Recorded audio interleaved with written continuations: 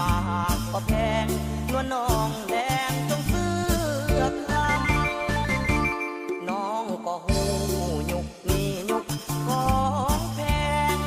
กำมาก่อนขายแห้งตากแดดเพื่อใครไหลสั่งเอาเงินอยู่ใสมาซื้อใจคนงามคนหาเศร้ากินคำเห็นใจแน่นาความจนเสียใจเขาลืมไหลหาเก่ามีคุณลูกห้วยรอเรามาขอน้องเจ้าแต่งงาน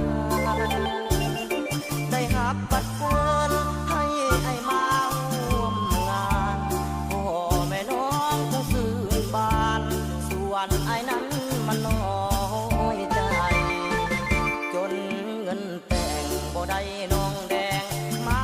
ทองจนทั้งเงิน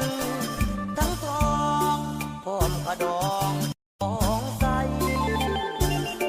ขาดเกินเงินคำบ่ได้ผลงามเพียงกายวาสนาผู้หายบ่หวังได้แม่งน้อ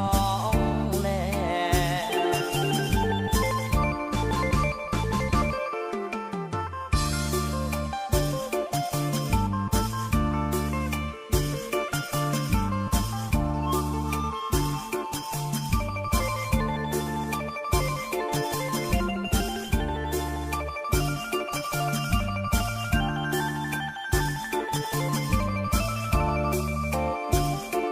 เสียใจ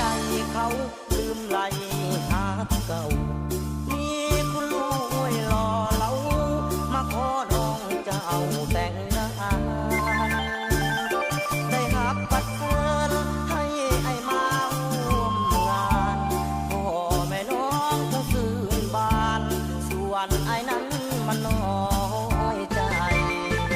จนเงินแต่งบ่ได้น้องแด